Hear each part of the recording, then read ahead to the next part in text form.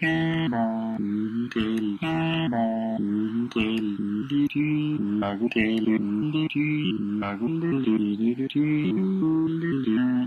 ever play marbles? I did. Marbles were good. I Don't think play marbles anymore. it's not a legitimate pastime anymore. No, not really. It's in the Olympics now. You hear that? Marble Olympics. The Marble Olympics. The Marble Olympics, yeah, because they leave the O out. When did they introduce that?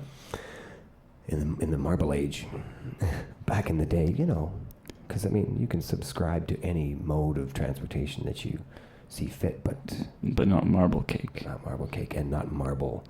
You get marbleitis if you look at that Foley. We're doing some Foley here. Okay, watch this. That's Foley. This just in. I think a little trumpet.